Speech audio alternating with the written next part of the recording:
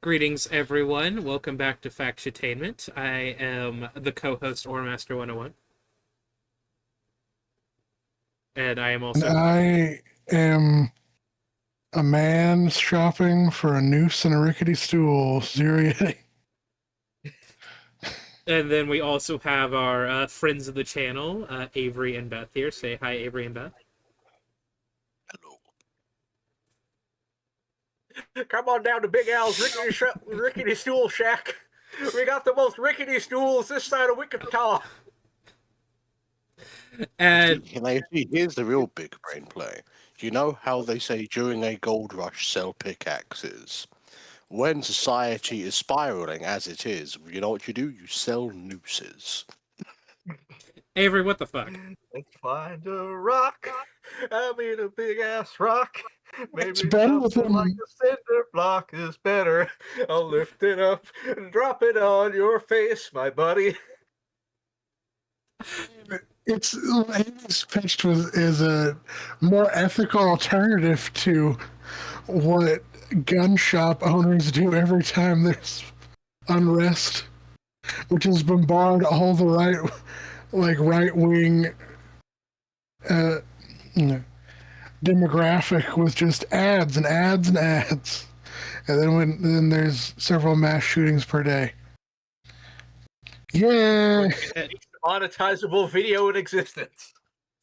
We watched Planes, Trains, and Automobiles. Yeah, cars and trucks and things that go. Yeah. But yes, I'm gonna fucking shoot Wikipedia. I swear to God. Why don't you just get a picture from Google? I don't know. But planes, trains, and automobiles. What the hell is that map? Don't worry about it. Online free. Let's just watch the movie right now. Close enough. This is the face all of us make when Aura makes a joke. Before we start talking about the movie proper, we have to talk about what we had to go through to Our sponsor, Plex.tv. we are not sponsored by Pluto.tv or whatever the fuck it's called. So when looking for planes, trains, and automobiles, I settled on us watching. Don't spoil the good part. Don't spoil the good part until we get to that, or Yeah. okay. Well, I guess we'll talk about it when we get to that. But we started watching this. We do mention the fucking ads that we couldn't get rid of. I think I might need to look into like a script blocker for that. Well, would that fix the No, fact? they're built into the video. No, you can get around that. You can get around them in YouTube. Anyway, so Plane, Trains, and Automobiles starts. The story starts off with Neil Page, who is an advertising executive who is currently in New York, and he's Just in a meeting. in a meeting, a 2-hour meeting. Trying. It's just this old guy looking back and forth at ads without saying anything. Like oh. But yeah, he's trying to get home to Chicago for Thanksgiving, which is tomorrow. Well, actually, no, it's not tomorrow, because this is going to be posted next week. But anyway, he's trying to get to the airport, to LaGuardia. Yeah, he's got a play. But he's not having a great time with taxis because his first one gets stolen, and then his second one gets stolen. This man is the universe's chew toy. But yeah, after, like I said, he got his taxi stolen twice, and the second time, after he bribes a man to get a cab, another man just comes in and takes his cab. He bribes a man, and then that man tries to up the ante for like 20, no 50, no 75. But thankfully, It's like, you're you're a horrible person. No, I'm an attorney. So it's Something like that. just about.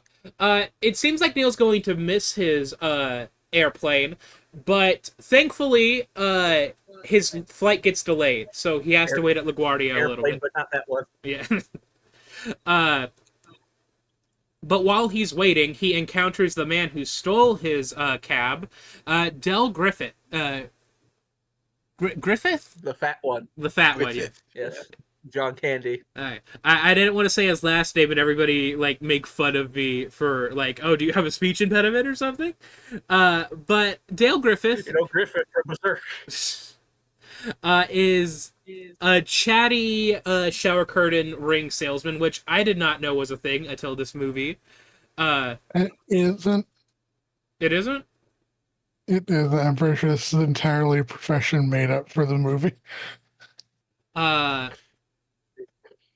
But then after just after a little air quote confrontation where Neil is like, you stole my cab, and Dell's like, I've never stolen anything in my life.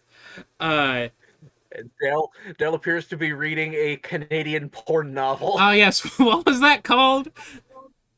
Canadian Mounted. Apparently, let's see, it's a real pornographic book published in 1981, and new copies and replicas are being made of it because of this movie, as it is public domain now. I mean, I'd maybe read it. No, I don't want to go to Target. Fuck you. Oh yeah. Hey, let's look up porn live on stream. Okay, it's not. It's just the cover. If you It's a cover of porn. okay, if I'm gonna be honest. Actually, this will be something that I'm gonna just talk about like off the bat. Well, actually, no. This makes this the movie being rated R makes sense, especially with how many F-bombs are later dropped in the movie. But like, if there were less F-bombs, I would see this as PG-13. That's actually a plot. That's actually a thing. But we'll get to that, and I'll explain it then Okay. as I'm looking things up about it. But anyway, sorry. You're at the airport. Yeah, they're at they're at the airport. Their flight has been delayed. And what makes things worse is that Niels has been reassigned to a coach seat because fuck him for some reason. He was supposed to get a first class seat. Yeah, because for some reason this flight attendant was being a real bitch for like no reason. Yeah, so here's the thing. This movie and like some other media that I've watched have made airplane, like, what's the word, like people that work in airplanes slash just you know, like flight attendants and so on and so forth, like real bitchy for no reason. And Probably because they have to put up with Niels all day. True. But that's probably why people were nice to me. Like you know, when trying to find my terminal and stuff, I would be like, "Hey, sorry to bug you, but like, which way is this terminal? I'm a little lost." And they were like, "Oh, it's just that way." And it's like, "Thank you." But yeah, as they're flying, Neil is just trying to deal. And then he looks over to Dell, and Dell's like, "I can guarantee you that we are not landing in Chicago." And that turns out to be yeah. And for some reason they decide to land in Wichita, Kansas. They wouldn't go all the way to Wichita. Typically, they'd probably land in like Kansas City Well, or St. Louis, maybe. hang on. Missouri, airport. Yeah, keep in mind this was in like 1987. Yeah, that's what I was looking up. Like I'm seeing like let's see, like when they were made, like Branson Airport or whatever. Opened in 2009. You said Kansas City, right? The Kansas City International Airport opened. Okay, yeah, no, they would have probably stopped over in Kansas City instead. November 11th, 1972. This film was released in 1989. Or St. Louis Lambert International Airport. This was That could be like a bunch of dumb reasons, like, oh no, all the runways were full or some bullshit. So it's like, okay, to Wichita They then. hired Elon Musk to run a made-up government agency that then laid off half of air traffic controllers. Y'all are hearing that, right? Yeah, Chris, your mic's a little funky. How close to your face is it? How's that? Okay. Anyway, so they land in Sorry, I don't Kansas. speak Italian. They land in Wichita, and I don't know who made this film, but they made Wichita to be the most hick town Well, ever. What are you John talking about? Hughes. It was very accurate. What do you mean? Isn't this just what Kansas is just like? Yeah, it's a very accurate representation of Kansas, I okay. Or this is especially John Wichita Hughes. in particular, because Wichita Or is John the Hughes worst movie. place in Kansas by a wide margin. I'm just saying that. Well, hang on. Now I'm curious. Wichita Airport, Weak og.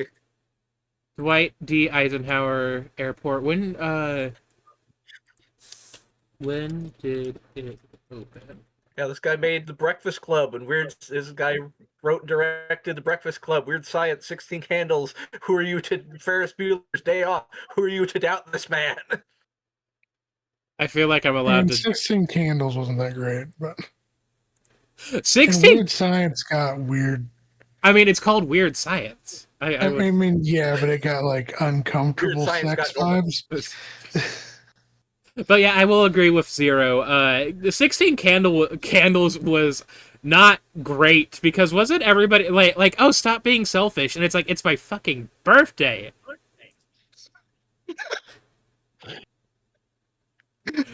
Like- Such an or thing to say.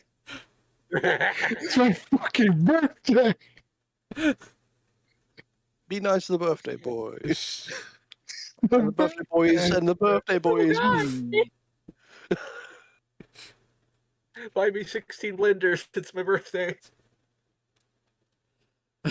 God damn it. Anyway, so Neil calls back home to his wife, and it's like I'm stuck in Kansas, and his wife is like, "Why are you in Kansas?" And he's like, That's where the plane landed. I don't fucking know. yeah. And it was kind of weird because it felt like it was like setting up for like a subplot involving the wife or something. I don't know why. But after that, Neil starts to try and call to find a place to stay the night. But because he wasted his time calling his wife to let him know he's okay, the universe was like, you know what? Fuck you. You don't get to sleep in an actual, like, hotel. And then Dell shows back up and he's like, hey, I could, I have a ride to I know a guy. If you, like, ride with me, we could, go to this inn. And Neil's like, all right, fine. And so okay, this makes sense. So they get a ride from this guy, I don't remember his name, but his car was fucking awesome. I thought it was cool. Yeah, 'cause it was all styled on the outside, and then the back seat was full of pornography taped up on the ceiling. He was also maybe the driver was also maybe bisexual because he did look back at them and wink. Makes you think. I don't think that's why he did it. No, I think that's why he did it. Anyway, I mean, I think the reason why he did that is because like looking at the stuff on the ceiling, and the driver is being like nice, right? Anyway, so they eventually make it to the end, which I believe was a motel that is hourly, like you're charged by the hour instead of by the day, if you know what I mean. Maybe The I would know. Prostitution. Uh, Okay. context is uh, so I thought while they're checking in, apparently they swap credit cards, which I thought was weird at the moment, but I guess it makes sense a little bit later on, and we'll talk about that. foreshadowing is a literary device. Anyway, so they they are in the same hotel room because Neil ended up One bed. with one bed. Oh, there There's was only one room left. there was only one room left, and Neil was nice enough to allow Dell to stay with him for the night. But Dell is a night. Other way around, but yes. Oh, yeah, sorry. Dell is a nightmare roommate. Yeah. It's a nightmare everything. Yeah, a nightmare everything.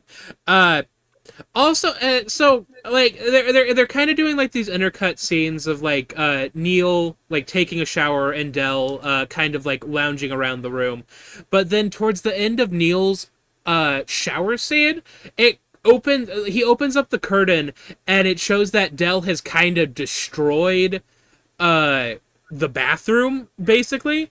How would you not notice? Oh, he used the bathroom. Wait. No, that's still... Okay. Yeah, you're right. Yeah, like, no matter how you slice it, it doesn't make any sense, because, I feel like you would kind of know if somebody's coming into the bathroom while, you're showering.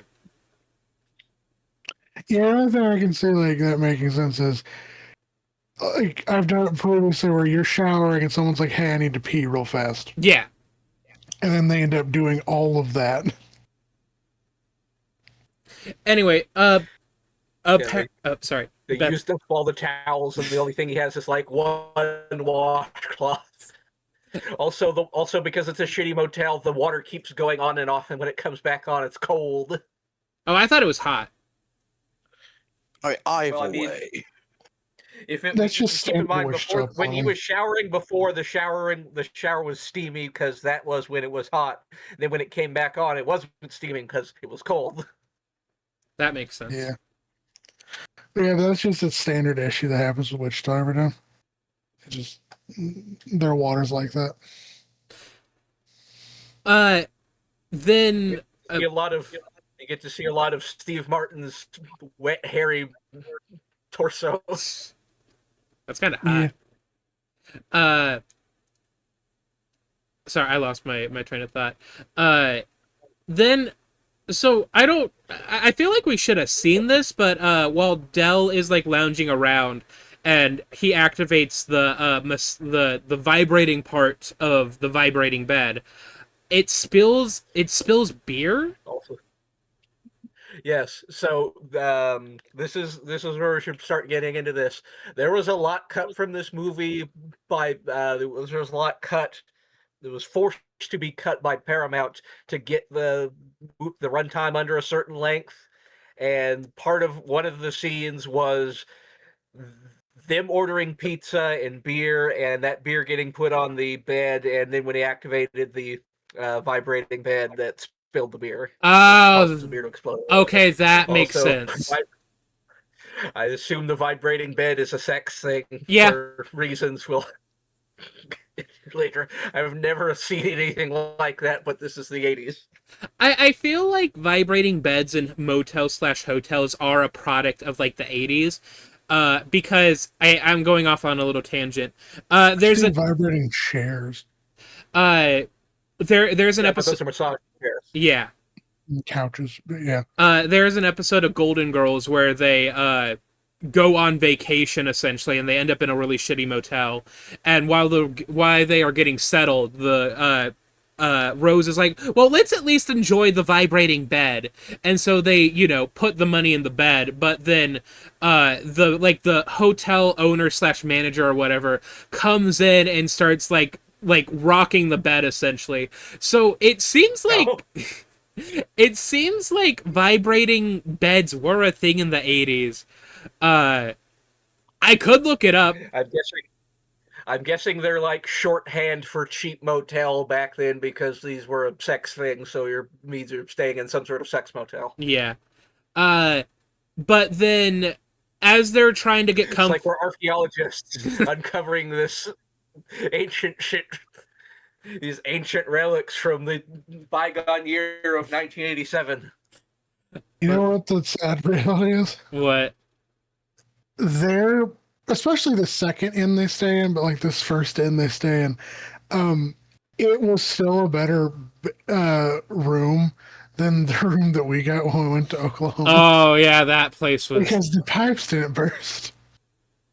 Oh, that was my bad. I should like my father I think had some points for like a Best Western or something or a Holiday Inn, and I should have conversed with him and should not have taken the pictures that they showed on Expedia at face value of like, this is a nice hotel.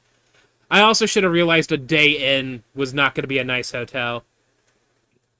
Yeah, so they start to try and get comfortable, and then Dell just decides to be the most obnoxious fucking like bedmate ever, like clearing his throat, his sinuses, trying to read his book by not lantern light, but by lighter light, and Neil crashes out, like very understandably. They sleep in a puddle okay, of beer. I need to ask: did Dell jerk off? I don't think so. I swear to God, it sounded like something he did. Just sounded like. Yeah, No, he was cracking his knuckles. Well, yeah, he was doing that, but it sounded like he was rubbing something at one point. I don't think he was. And if I you must have misheard something, but also the sinus clearing thing. Like, yeah, sure, I'll do that when I wake up in the morning once or twice, not the like half dozen times he does it. yeah, I guess sympathy or sympathy do. I constantly sound like I'm dying, but All right, well, you're coughing up blood. That's different. yeah, like also we know you. Like if you are like clearing your throat and stuff, I'm not going to fault you for that because you are my friend and I know that you will. do that. Okay, Beth will, but I won't. I know that you do that, and you are my enemy. But at this point, Neil is a stranger to Dell, and Dell's like, I'm just gonna clear my sinuses while like just right now in bed next to this person I barely know. At best, if I were to do that, I would have gone into the bathroom and done that. Yeah. Actually, I have a funny story. I want to say, like, the first time I went to a Transformers convention, BotCon, I was staying in a room with at least one of my friends and my brother, Mm-hmm. and maybe one other person. And there's a part where my friend Jim is sleeping on the floor, but I want to say it might have just been me, my brother, and Jim. So while Jim was going to sleep, I was on my laptop, and I didn't really take into account how loud typing is. Mm-hmm. So as I'm typing, like 5 minutes later, Jim just like slowly sits up, like a fucking corpse, just looking at me until I figure out what I'm doing wrong. Then I go to the bathroom to finish what I was doing. I think the worst experience I ever had was at my brother's bachelor party, and we were in a cabin in the woods by a lake, but they didn't have We were attacked by Halloween monsters. they didn't have a bathroom in the cabin. There was an outhouse, and for whatever reason, I could not fucking sleep. And so I remember I was intentionally not being on my phone, not to distract everyone because everyone had been drinking. But I remember constantly getting up to go outside or walk around trying to like burn off energy to fall asleep, and I must have been a nightmare to deal with because I kept Oh. exiting and entering the cabin all the time. No, the worst motel experience I've ever had is it was the different convention where I won't get into the horrid method, the horrid story of how I had to get this room, but when we got the room, it was a 2-person room and there are 4 of us. Mhm. Me, my brother, Jim, and Jim's horrible fundamentalist Christian wife. And my brother snores, Jim snores, his wife snores. I got no sleep that night. There was also a thing where everyone else was like snoring in the cabin, and I was just awake the entire time. So this isn't necessarily like a hotel or like cabin story, That's what but Movie Cabin in the Woods is about. so the last year that I was at community college, I did not have a great roommate. Chris, you remember him? The exchange student. Yeah. I will admit, I am somebody who snores, and it's for I guess it's because I'm fat. I Was this the roommate that kept telling you like maybe just stop breathing? no. Like I don't think like he wanted me to change to to fit his issues. Like, oh, I'm a light sleeper. Could you like do these things to make it where you don't snore? And I just like looked at him and it's like, have you tried investing in like noise canceling like ear plugs or something? I had to Not to be going. I had to buy a blackout curtain for the room. For Oh, him. yes.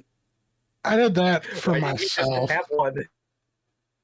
Well, we were in community college. The what's the word? The dorms didn't have blackout curtains. Well, no, I mean, that's his problem, why didn't he have those to begin with? I don't know. This man was a nightmare. I got kicked out of the room constantly because he was getting BJ's. When I was trying to go to bed. You say that like that was something he was afflicted by. It was almost every other. It was almost every other night that he was getting some. Like I think I would message Chris and be like, "Hey, are you doing anything right now? Do you want to hang out in the student center for a little bit?" You want to come blow my roommate? Oh yeah, and we should establish. So we shared a bathroom with you guys. Uh-huh.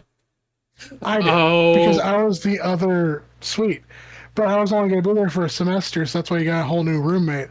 And so then the roommate I had ended up just taking it over and having his own room to himself, which you could have done if you had agreed to be my roommate one more year. You I could have had know. your room to yourself for an entire semester. That would have been amazing. I'm stupid. I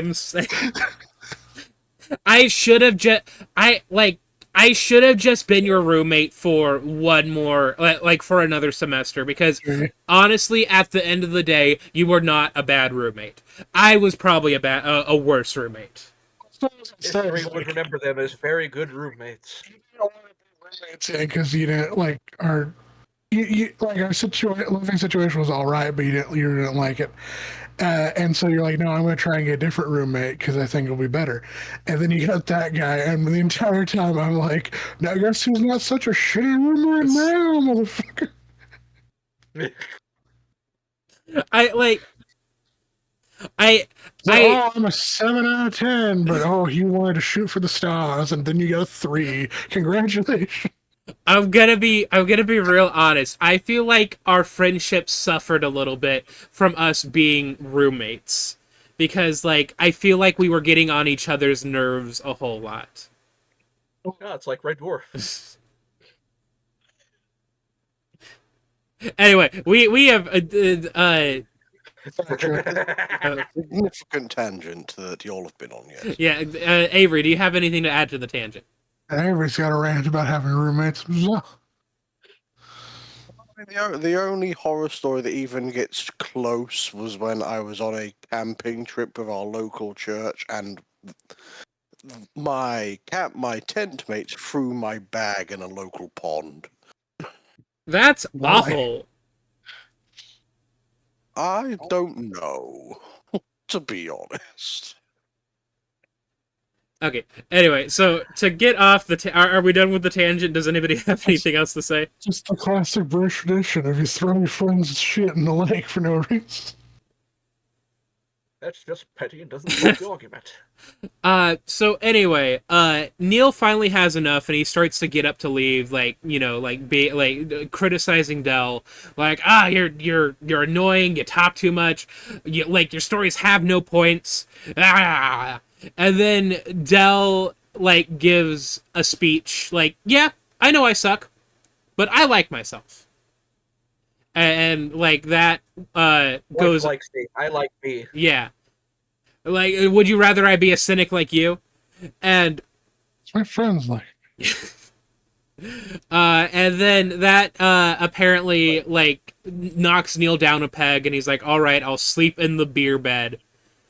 And while there's Basically they're like perfect opposites in that Steve Martin's character is this tight ass, and John Candy's character is just hedonist.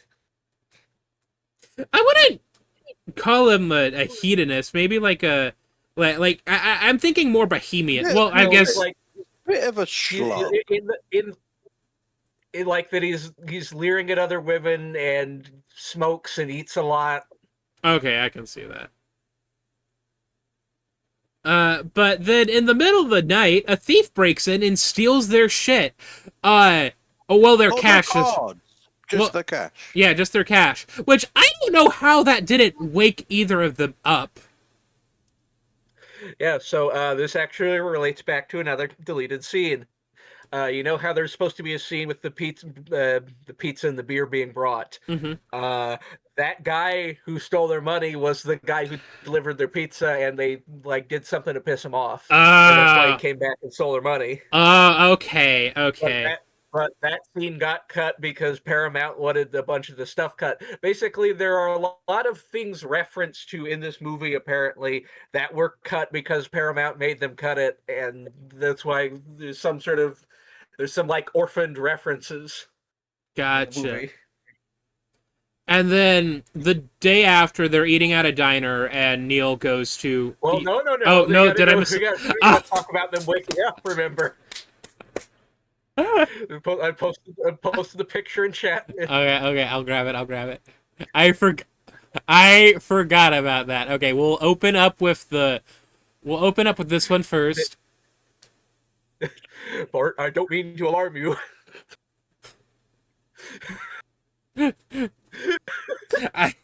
So they wake up the next morning and they're spooning, because why not? That's because they're both married, so are used to sleeping with someone else in the bed. Skill issue, I And guess. it just happened this way, I guess. And Neil's asking Del, like, hey, why'd you kiss my ear? And Del's like, hey, why are you holding my hand? And then Neil's like, hey, where is your other hand? But between the pillows. They're not between the pillows. And I remember when this scene was happening. Yeah, how about Bears game? Oh yeah, I'll pull that one up real fast. Hang on. This scene was happening, and it's like, guys, chill out. It's not like his dick is in your ass, but then it's like, oh no, his hand is on your ass. That's a little bit not great. But yeah, they start talking And about. the handprint. Oh yes, the handprint's handprints. left over on the wall. Yeah, Just as a sign of how shitty a motel this is. somebody's trapped in that wall. It was really funny because I didn't know what you were talking about at first. You were like, look at the borders of the painting, and it's like, is it like cut off weirdly or something? And you're just like, no, the other Is that borders. Anyone else? What? Yeah, what? Did Nick go to robotic for anyone else, or just me? Yeah. He did a bit for me as Oh, well. am I sounding better now? No, you don't. No. Okay. Anyway, so to be all manly and shit, they start talking about the Bears game. How about the Bears game? They're gonna. I'd like to think they. Well, I'm sorry, you say your thing first. it's the funny. It's funny, but also it's like, oh no, that's the worst thing that could possibly happen. They did a maybe gay thing. I would like to think they did in fact do a gay thing where they both like slept walked and fucked, and those are Neil's handprints, on on the wall. While the picture of Dell's wife is just there. Dell's wife possessed Neil. She likes to watch. Anyway, Moving on. Then we get to the scene where Where Neil washes his face in the bathroom sink, but it's accidentally full of sock water from Dell washing his socks in the sink, and he goes to wipe his face, and the towel he grabs is Dell's underwear.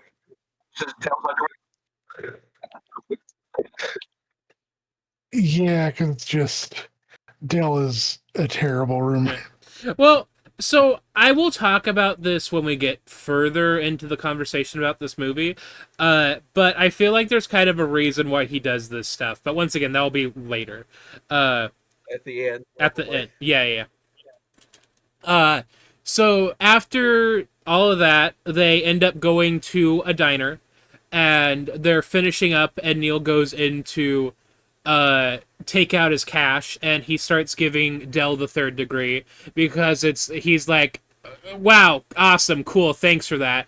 And Dell's like, what? And he's like, you took my money. There was $700 in this wallet. And it's like, holy shit, dude. Especially Yeah, for I mean, 1970s money, like, why are you carrying that much around? Hang on. How can your wallet even hold that much? And also, like, this is something related to a cut scene because Dell would have that would have been Dell paying for the pizza, so that's why Neil would be suspicious of him because he would have taken his wallet to pay for the pizza. $700 in 1979 to 2000. Calculate. That's like $3,000, bro. $3,000. Grand money. And then, Who cares that much? Change. oh wait, hang on. I'm gonna adjust it because during that scene, Dell is like, here, check 263, not 236. 263, of course. Check my wallet. And so, how much is two? Jesus Christ, guys! I mean, he makes a mean, little it bit makes more more- sense because he's a salesman. Yeah. Also, apparently, he doesn't use credit cards, which I was going to like, how are you traveling around the country without having a credit card? But I don't have a credit card either. So Well, you have a debit card, that's true, yeah. but I don't think debit cards existed back in the 80s. I think they did. Maybe not. Let me. Because how would you access the money in your like bank account on the move if they didn't exist? Oh, checks. Oh right. We forgot that checks exist. The use of debit card. I don't know why I'm looking at AI. Or- Sorry, Yeah. I know.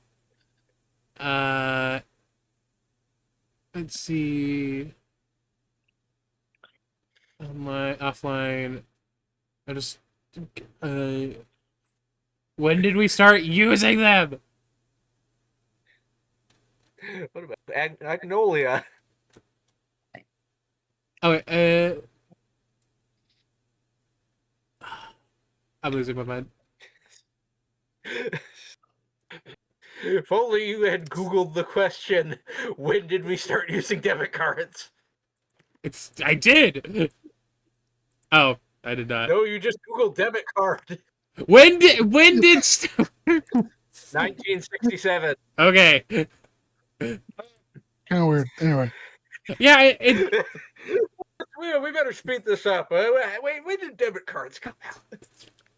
Well, we're kind of poking at inconsistencies in the movie because, like, why do you guys only have credit cards? Why don't you have a checkbook? Why don't you have a debit card?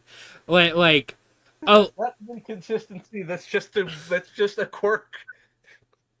Steve Martin is well off. It's also like, why did a plane get sent to Wichita?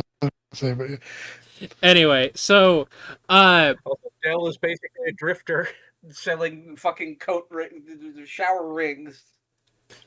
after they get done eating, all I right. don't got any money. Well, I mean, they still have their credit cards. I can't.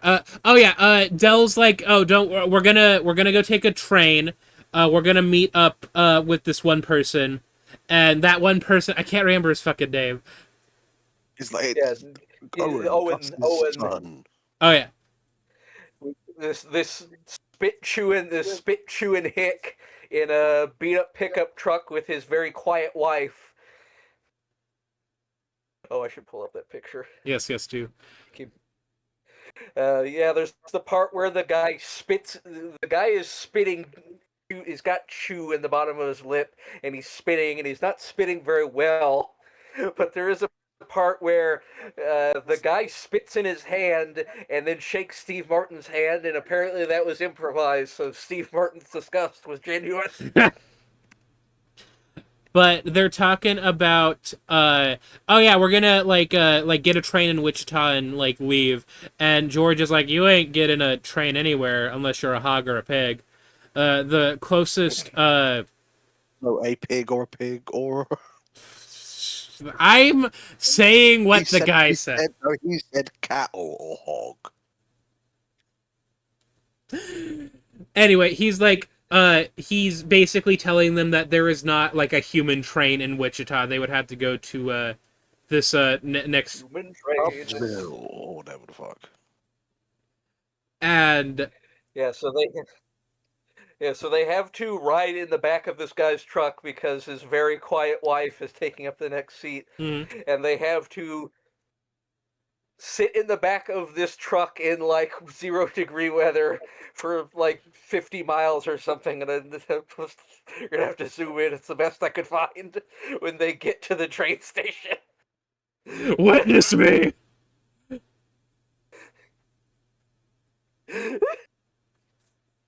With them and the dog they were in the back of the truck with.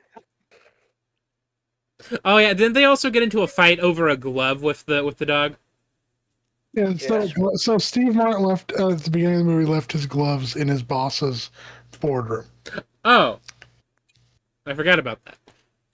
and he didn't make a deal about going back and grabbing them because he's like, well, I'm just gonna be on a plane. It's not gonna matter. But yeah, they end up in the town and they buy their train tickets. We're at the train part of the movie at this point. So you know this is the 70s because there's still passenger rail in the USA. So I thought Neil did this on purpose, where he purposefully like bought like a train like ticket for like, you know, like basically getting them like separate compartments. Separate carriages, yeah. But no, He probably did, to be honest. he probably did.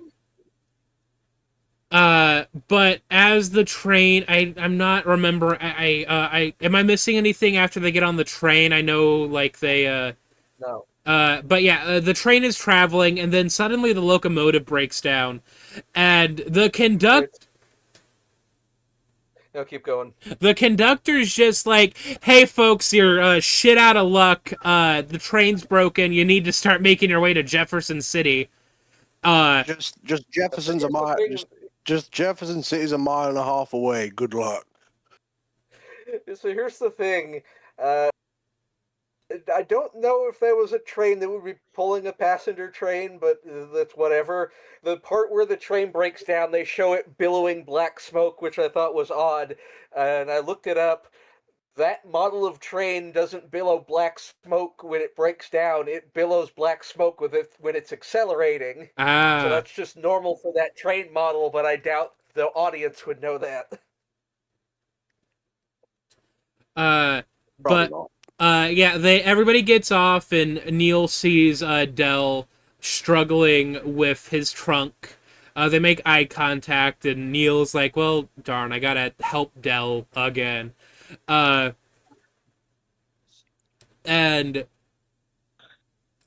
uh, I can't. No, that's later. Okay, so they make it to Jefferson City, Missouri, and uh, they take a bus to Yeah. St. Louis. Uh, I don't want to. It wasn't a Greyhound, right? No, That was some other kind of bus. something weird shaped. Now that I'm thinking of the other thing. But yeah, it's basically a crowded bus. There's a kid running up and down the aisles, and there's like a couple of young adults making out across from them, and Hold up, man, Dell they- tricks they- Neil they- into looking at them. They weren't make. They were like a single base away from just fucking on the train. On the And then bus. they were smoking after. Bus, but yes. I also thought the guy making out with the girl was the person who stole the money earlier. Like they looked very Oh. similar, but that was not the case. But yeah. All white people look the same, Aura. Oh, fuck off. Dell also starts getting people to start singing stuff, and then he tries to get Neil to sing stuff at like something, but nobody knows what he's fucking singing. And then they start singing the Flintstones theme. Yeah, everybody in the bus turns around to look at him like it's one of those classroom kids in the classroom memes. And then they just start singing the Flintstones theme song all the way to St. Louis to make up for the awkward silence. Then they finally get to St. I can't remember if this scene happens like why they before the bus or like when they get to St. Louis, but Dell starts going around the terminal that they're at and starts selling shower curtain rings as earrings. Various things. Yeah. I wouldn't say various. I think they were all Basically- earrings. No, he said like, and this is like wrist like decoration and stuff like that. Gotcha. Yeah, this is one of Dell's positive aspects is that he can like make Talk his way acquaintances into very anything. quickly and talk people up. Yeah. He And is able to make like $100-something just hawking off these shower rings as other things. and while he is doing that, Neil is having a struggle with a public phone. Yeah, because he doesn't want to touch it too much because it's a public phone. I mean, it's been like what, like a day since he's talked to his wife. If it's been a day since I've talked to my wife, I would. Yeah, your real wife. We were all there when you were married, and we all bought you blenders. Yeah, I don't know why you guys all bought me blenders. It was a little weird. I just needed the one. Like there were other things on my wedding registry. There was an air fryer. Why didn't anybody give? They were just different rooms, just different blenders for different rooms. But were payphones really that dirty back then? I mean, they're public phones. I mean, they're still that dirty, you know. The entire world used to smell like Now that. they're worse Right? because COVID exists. Oh wait, hang on. I think he did like actually try to call his wife, but she didn't pick up because Yeah, because like All right, the Thanksgiving pageant. yeah. Sorry, I don't know why I'm giving this man It's shit. just a thing apparently. Yeah, I don't know what this film was getting at. When I was in elementary school, we did not do Thanksgiving pageants. It's the Great Thanksgiving, Charlie Brown. I think we did like a fun Did you like go to elementary school? Huh? I think I did for like a couple of years. Were you educated? Well, okay, so my brother got into was really sick as a child, so I remember getting like I distinctly remember like going to school until a certain year in elementary school, and then I did not restart school until 8th grade. And I was just homeschooled for that entire stretch. Hmm.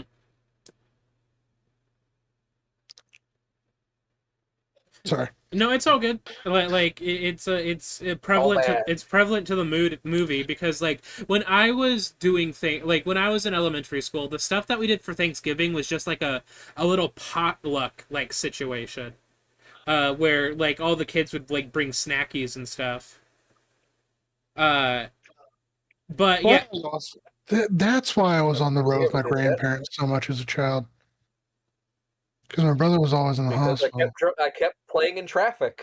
oh, So I ended up. My grandparents are missionaries, and they would spend half the year in Haiti, and they would spend half the year traveling the country, going to all these churches, fundraising. And I remember spending months on the road with them oh my as a gosh! child. They drove very slowly. Did you just unlock a traumatic memory for yourself, Chris? More like a series of traumatic memories. Oh But no, I'm sorry. I'm sorry that I guess I'm sorry that planes, trains, and automobiles brought up a traumatic. no, it's fine. Okay. It's not like I'm gonna see them tomorrow, so it's like Just like, I'll hey, kill you. just tomorrow, you're like, hey, Give me back so those months of my life.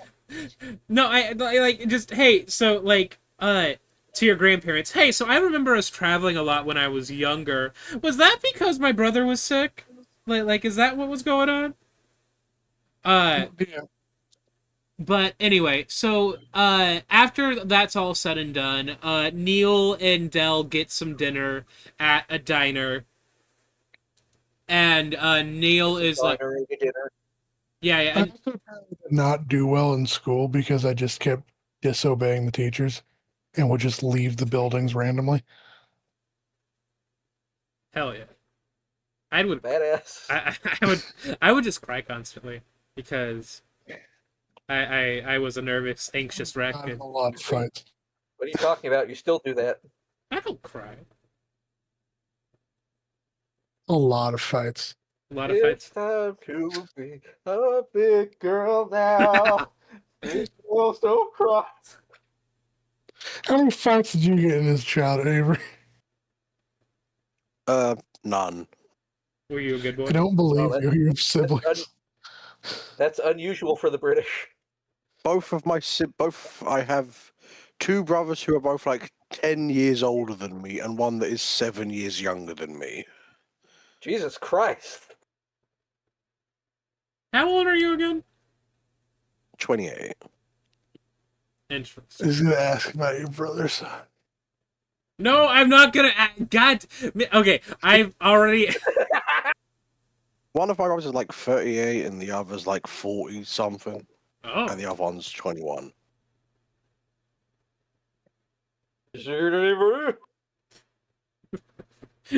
No, we're not doing this. I already do this with Avery every other week when we're hanging out. Like when he mentions his brothers like hanging around the house. Anyway, so Dell gets a little upset with, or a lot of upset with Neil, while they are eating, because Neil's like, hey, what if we separate? Yeah. It's not you, it's me. It's not you. Well, it's no, me. we missed the entire part where the train breaks down, and then Neil decides to help Dale because Dale carries around this giant steamer trunk, No, which I have never seen anyone carry in real life. would you be Yeah, we surprised? did mention that. Would you be surprised to know that I actually have a steamer trunk in my room currently? I have a Cleveland steamer trunk.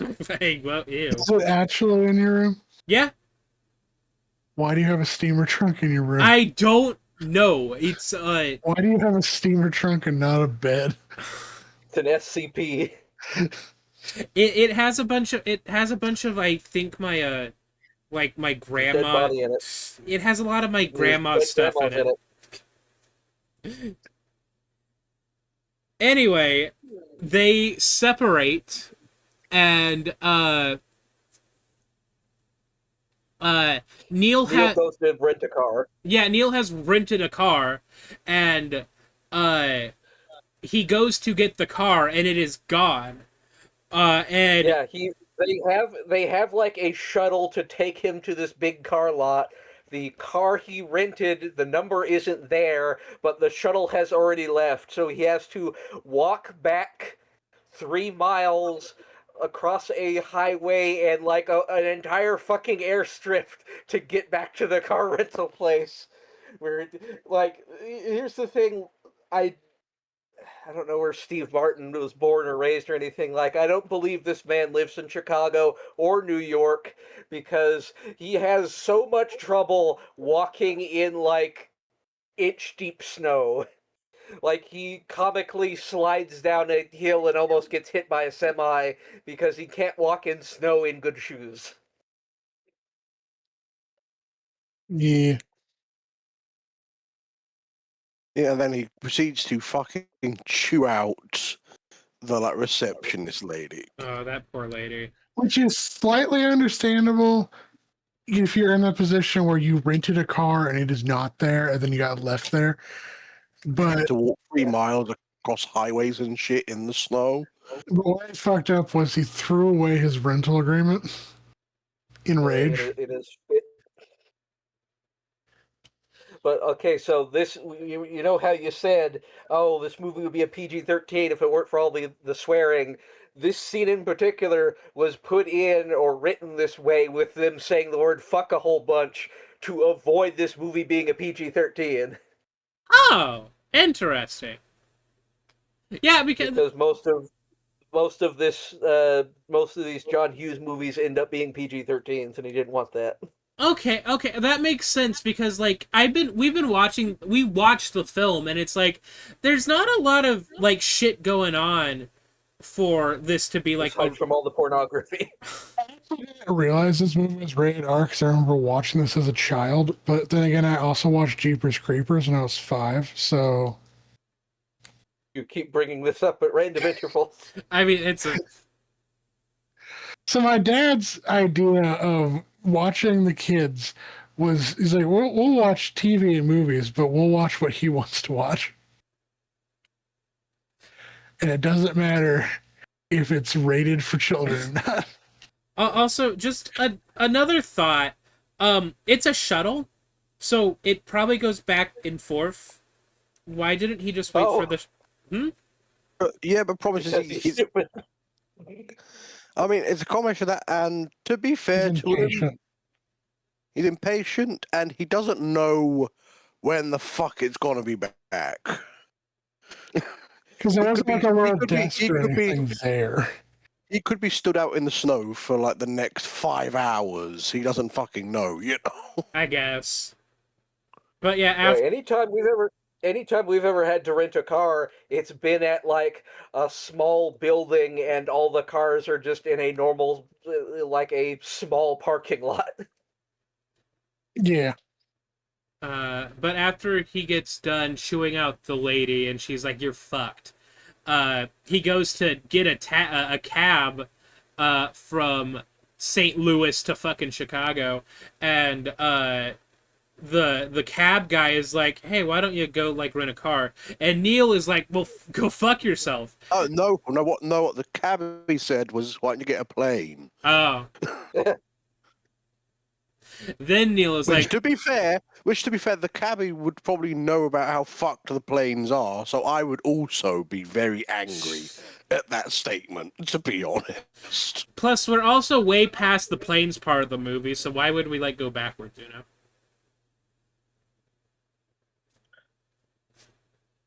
Anyway, Neil says some unkind things to the cabbie. The cabbie knocks him on his ass.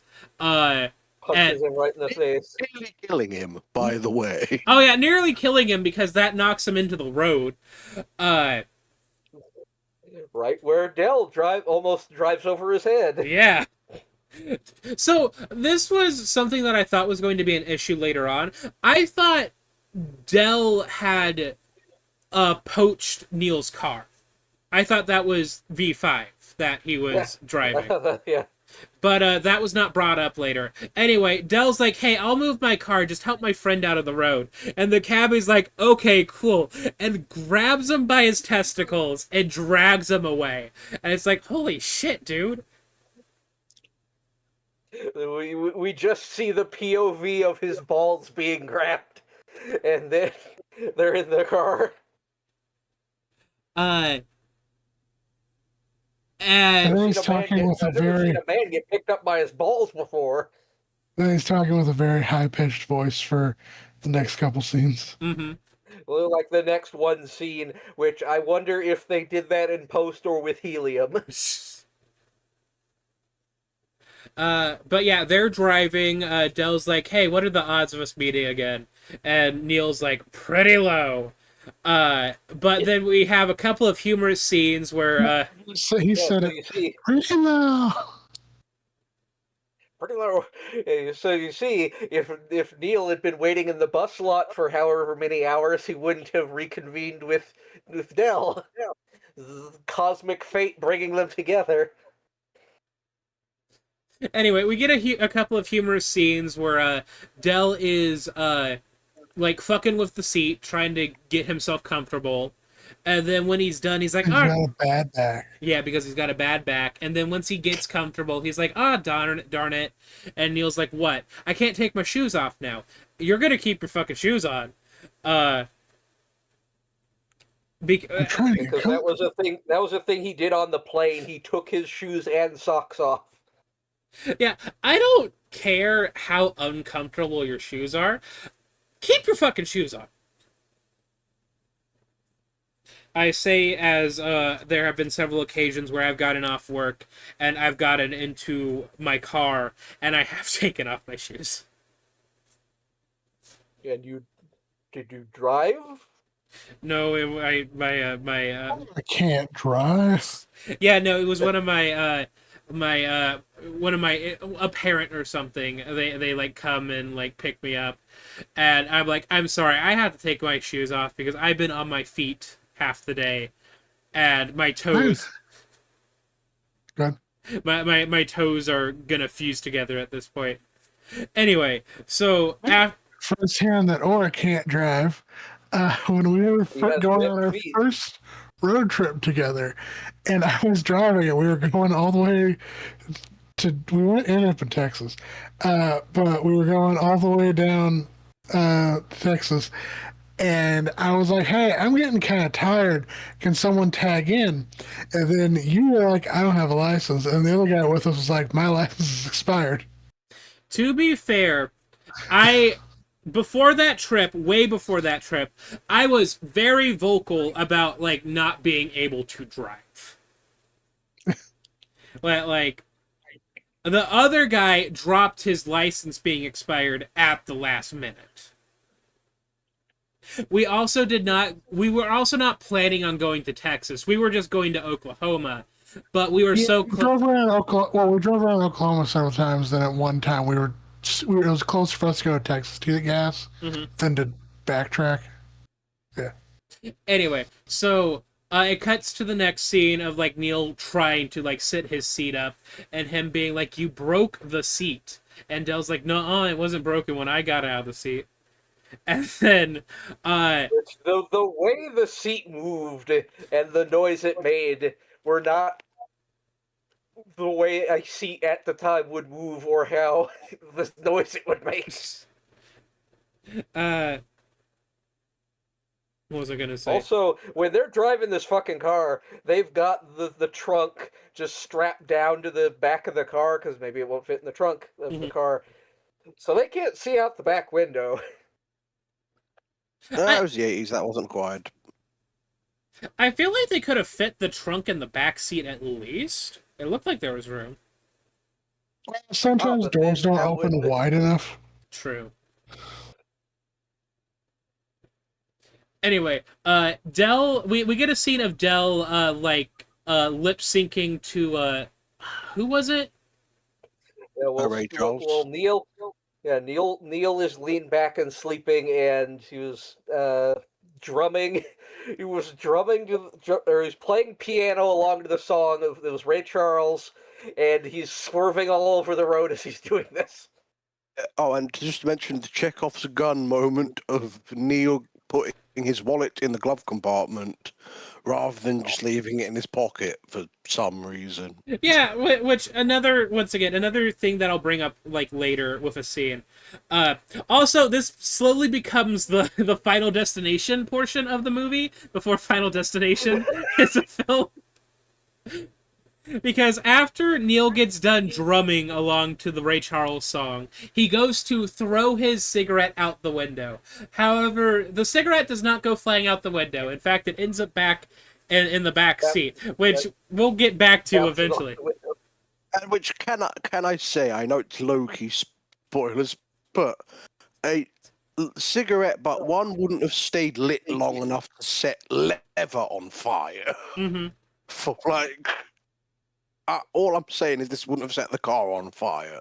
It's all I'm saying.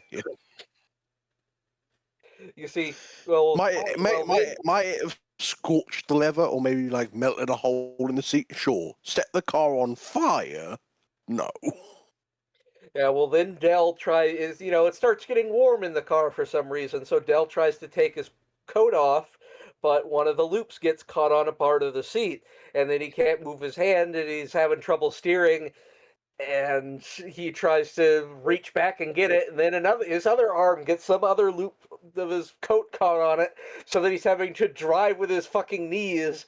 So I thought that, like, him taking his coat off then the cigarette would get put onto his coat would get put on the cigarette, and that would catch the car on fire. Yeah. But no, what happens is much stranger. He eventually spins out, and that wakes up Neil. And Neil's like, "What happened?" And he's like, "Nothing. Just almost hit a deer. It's cool." And he's like, Because he swerves onto it's either an off ramp or an on ramp, whichever the wrong one is. and they start driving again. And as Beth said, they're going the wrong way on the highway, and these two other people in a different car on the other side, on the right side, on the correct side, see what's going on, and they're like, they're gonna kill somebody, and so they're trying to You're going the wrong way. But just Delta Neil, just well, how just they've been drinking. How would they know which way we're going? Which Neil, who is still a bit bleary-eyed from just waking up, is like, yeah, how the fuck would they know where we're going? And I don't know what makes Neil finally realize that they're going he looks out the car, right? Like He's looking at the road and like a way it's partitioned or something, and then he looks back over at the drivers yelling at them, and the realization dawns on him as these two semi trucks right next to each other are heading straight towards them. It is like a fucking Looney Tunes incident where like the guy walks off the cliff and doesn't realize he's walked off the cliff until he looks down. Just the amount of time it takes Steve Martin to realize they're going the wrong way. He realizes there's the partition. He realizes they can't both be driving the same direction on two separate roads separated by the partition. That's it. Okay. And then we get some humorous scenes of them going between the trucks where they turn into skeletons for some reason.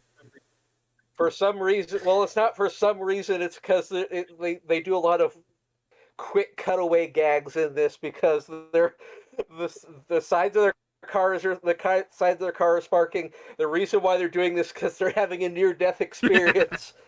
And then pull up the other picture.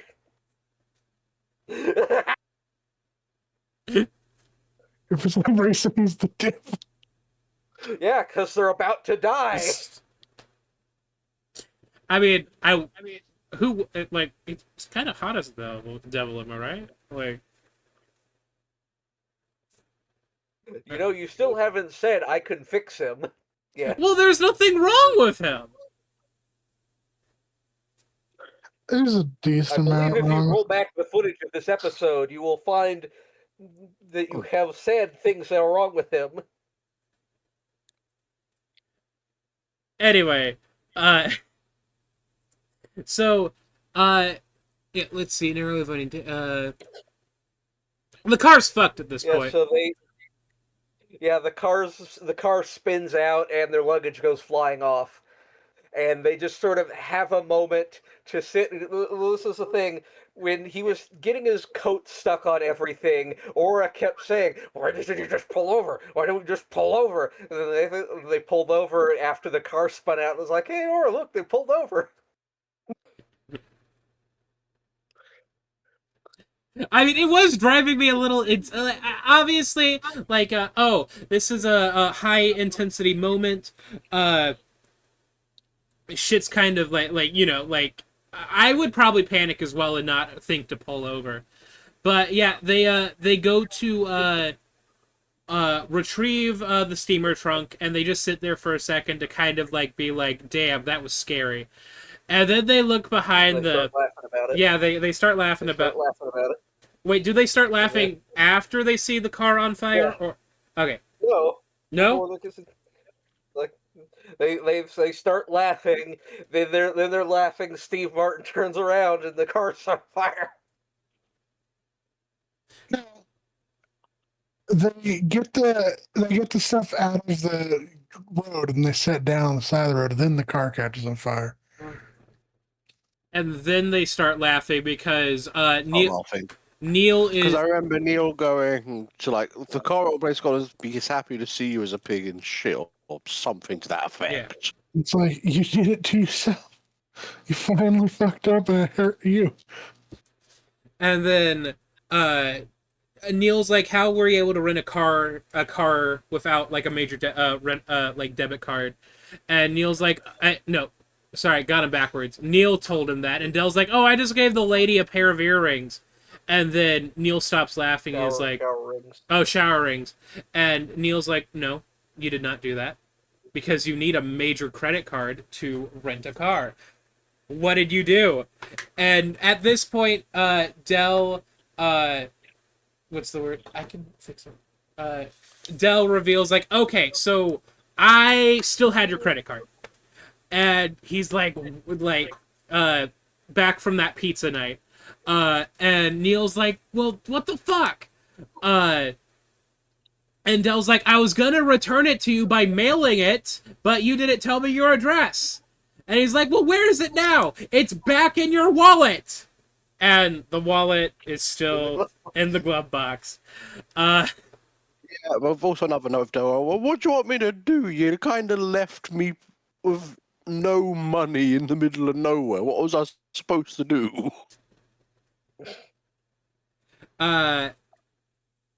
Then after, surprisingly, they're still able to drive the rental car.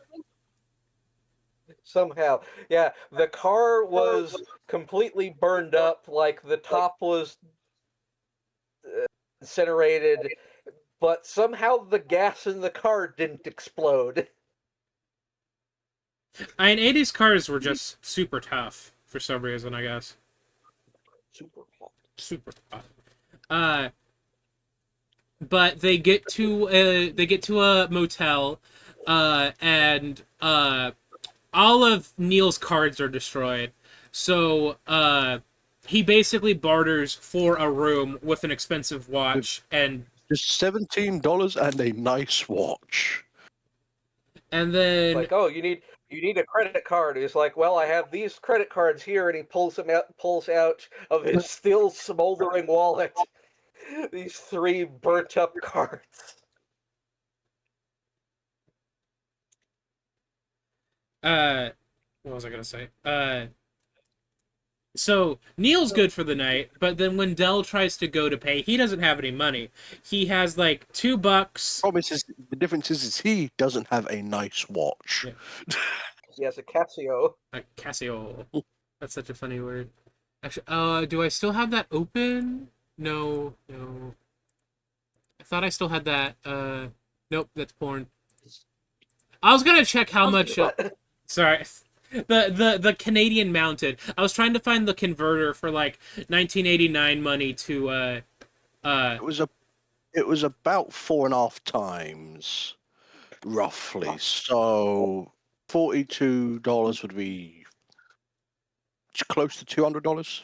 Jesus.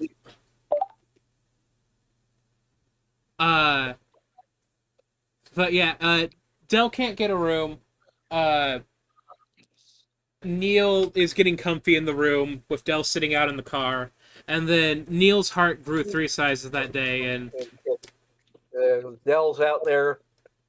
Dell's out there saying, "Well, I really fucked it up," and he's talking about his wife to himself, and basically talking to himself about how much of a fuck up he is. mhm. But also just being there, like, well, probably gonna freeze to death tonight. All right. But then Neil grows a heart and lets him stay in the room, and they raid. I assume the minibar. Yeah, Yeah. they drink like mini alcohols and eat Doritos, And I think and so. they're drunk and laughing about it. And they're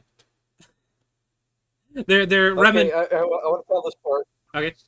So there's a part where Dell goes in the bathroom to freshen up. They're all turning the lights off. They're getting ready to go to bed, and so like we said before, the Pluto.tv inserts its ads, but then cuts out part of the movie to make up for the amount of ads they put in, like 19 minutes, or so it cut out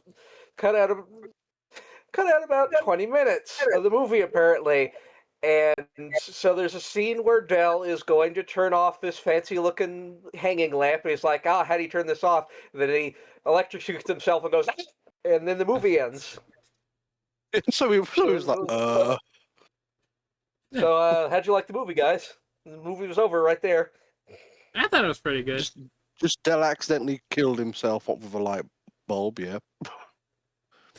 And then Chris is telling Yeah. us like, no, there's still 20 minutes left. This happens with every Oh my Whoa, God. hang on, Chris, your mic. shows. Chris, your mic. One. Like, you two have been alternating horrible mics. What is going on in Kansas? I don't know.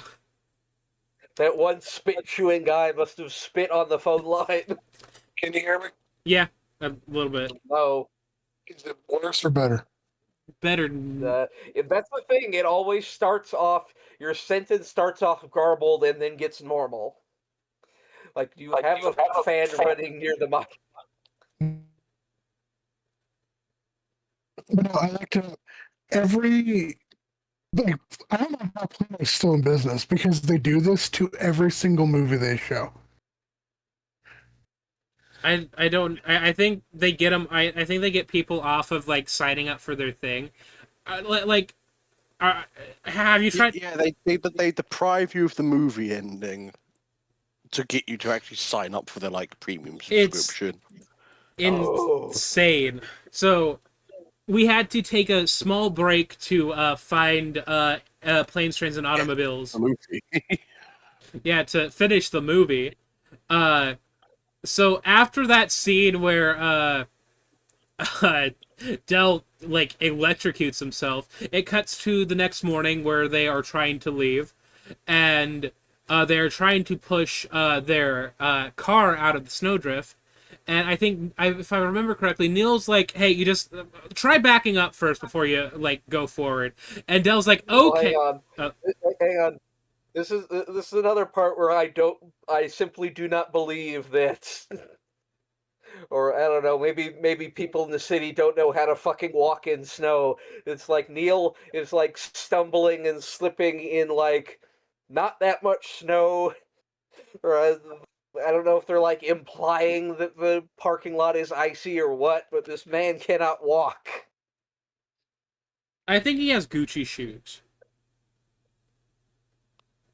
Gucci exists back then. Quick, look up when Gucci was invented. Wasn't Gucci? Isn't that they related to like not Mussolini? No, No, that was the Hugo Boss is who you're thinking of. All right. They're the ones who did the uniforms. what for did the Nazis. Gucci invent? 1921. Oh, wait.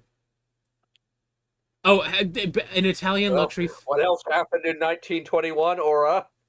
Oh.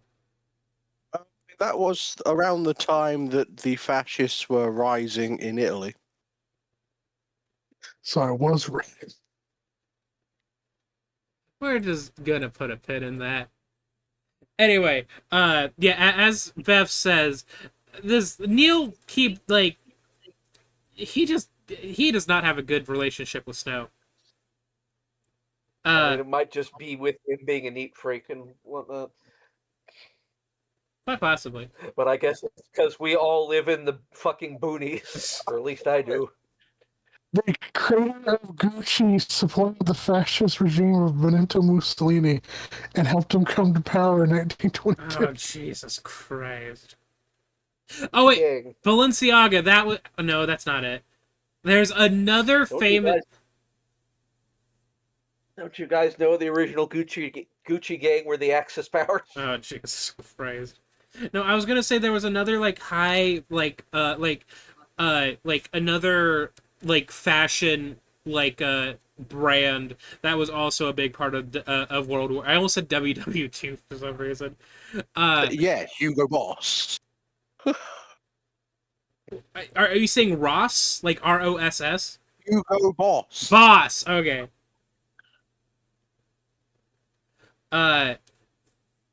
Anyway, Dell backs the car into the motel and breaks breaks down a wall. A window. A window. Yeah, at which point I do agree with the course of action, which is okay, we gotta get the fuck out of here. Go. Let's see, You all know the scene from that one zombie, the dub of that one zombie idol anime. It's like, get in the van, go. I know what you're talking about. I do know what you're talking about. But at this point, it's Thanksgiving. Gobble gobble. And they're still trying to get back to fucking Chicago. Yep. But they get stopped by Illinois state police officer, and he's like, hey, this is not street legal. And Dell tries to sweet talk him, and it does not work. The vehicle gets impounded, but good news, Dell is able to persuade a truck driver who does not want them in his cab, but allows them to ride in the refrigerated trailer of the truck. This is after Neil is like... Actually... Oh, sorry. Well, this is actually where there's another bit of cut content, because it was either when they were driving at night or when they were driving from the hotel. They had apparently overshot where they were heading for, so they were way off. Womp womp. So they're able to get in. They're Able to finally get to Chicago. yes. And we should watch all of Victorious. I'm kidding though. Somebody's already done a video What? of that. Victorious. I don't know what that is. Victorious is a Nickelodeon's show about Victorious. Yes, Victorious. Okay, not Victoria. No. Like, what are we watching? The Renaissance now? Victorian Justice. But they get to Chicago, and Nell gets on the train, and is starting to get on the train, and Subway, yeah. And they they part amicably as friends, but however, as That's a fucking Porky Pig level. Yeah, you're trying to use like a really big word, and then you go back to using a simple word. Okay, does somebody else want to finish out the review? I'll let you take over. Will. Yeah, so Neil's on the subway, and as he's parts way with Dell, he starts to put together that so stuff about his story doesn't quite line up. and he's starting to put it together that maybe Dell doesn't have that quite a good life. So he basically goes back to the station where Dell is still sitting there with all of his belongings, and Dell basically has heartfelt this heartfelt speech about how, yeah, his wife's been dead for 8 years and he's basically homeless. So this how do I put it? I know like earlier we were roasting him about like his living habits in hotels and stuff, but like it kind of makes sense for a man who doesn't have a home. He's like trying to make a home out of a hotel room with his steamer trunk and everything that's in it. He like the steamer trunk and his other bags are probably all he has left. Right? He's probably just carrying around all of his possessions. But apparently, as I was looking stuff up for this, there was another cut scene here by Paramount that Steve Martin was really pissed about because the speech was longer, and it was really heartfelt. Basically, it was apparently like John Candy talking about how he gets with people, how he when he finds a friend he really attaches himself to him, especially around this year because it's like, oh, June, July, I can handle loneliness, but around this time of year it gets really hard. And Paramount cut that out, and Steve Martin was really pissed about Paramount doing this and did not work with Paramount for quite some time. Fair. Sorry. It's all good. And then after that scene, Neil finally gets home with Dell, and he starts introducing him to his whole family. And his wife is watching from the stairwell, like tears in his eyes. And I was like, Jesus Christ, lady, get over it. But then Avery roasted me like, hey, so it's been a couple of days since Neil called her. So Yeah, there's a picture of a cell phone on an ad that looks like a brick, and they did not have those back then. but yeah, everybody gets home for the holidays. Yeah, but the other thing about this movie is this came out like 1987. And a lot of this hits different because apparently John Candy died in 1994 of a heart attack in his sleep. Oh. Yeah. Oh, fuck. Oh. Or John Candy. Cars and trucks and things that go. But what did we all think of what did we all think of the movie? It's a classic for a reason. I did quite like it. For the first act, I was a bit kind of confused about where it was going because Sorry. I've only ever heard this movie's name before this, if that Yeah, makes same. sense.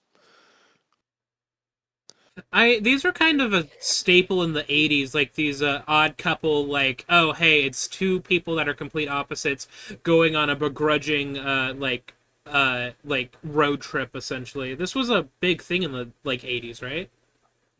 Especially with like the fat guy, thin guy combo. Yeah.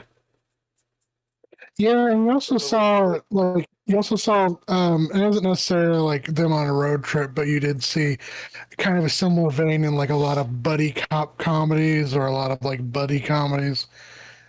You'd see also a lot of like people would use it to like kind of try and break down some social barriers, where you would see like rich man, poor man, or you would see man and woman, or two people from older like different generations, and notably black man, white man, or Asian woman, black woman, etc.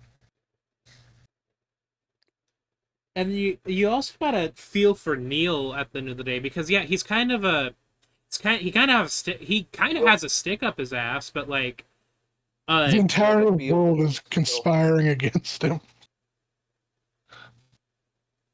Yeah, if I had a few days like this man had, I would also be a little terse. Let's just put it that way. Be like, what's his name from Groundhog Day trying to kill himself? Well, yeah, I really like this film. I don't know why I thought it was a parody movie. It's because it has the word plane in it. Just admit it. I mean, Airplane. okay, yeah, it had the word plane in it. I thought it was like it was gonna be like not a spin-off, but like, hey, so you like planes and planes too? How would you feel about a film about planes, trains, and Lots and lots of automobiles? trains. That's just Lots and lots of trains. well, this movie is actually part of one of the greatest trilogies of all time, which is Airplane, Planes, Trains, and Automobiles, and then Snakes on a Plane for some reason, where they like go into like a horror film. To be fair, I could have been really stupid and thought these were like are you guys familiar with the what's the word? The infomercials for it's planes, trains, and automobiles, and it's like a bunch of like DVDs about Oh, like yeah. actual planes, trains, and automobiles. Lots and lots of trains. Oh, lots. Lots and lots of trains. God damn it! Like lots and lots of trains. And then you're correct, there was also one where it's like, and if you order now, you can also get lots and lots of planes and like trucks and big trucks and construction equipment. Lots of riches. I'm. But yeah, but I did, in the end, did quite enjoy this movie. Yep. I did too. So like Avery, I only knew the movie by its name for the most part, and my only exposure to it is that around this time, I want to say there would be a Nickelodeon channel, like one of the 3 Nickelodeon channels I'd be able to get back when we had cable TV, that would marathon this movie, and it would be like, because I never watched any live action Nickelodeon stuff, I'd be like, oh man, I can't watch this Nickelodeon channel because this not cartoon thing is on it. Man, this sucks. Which is Not also real- just not kind of real absurd well. that this movie got marathoned on Nickelodeon channel. Well, it's because they'd be like the Nick at Night crowd. They'd play old sitcoms.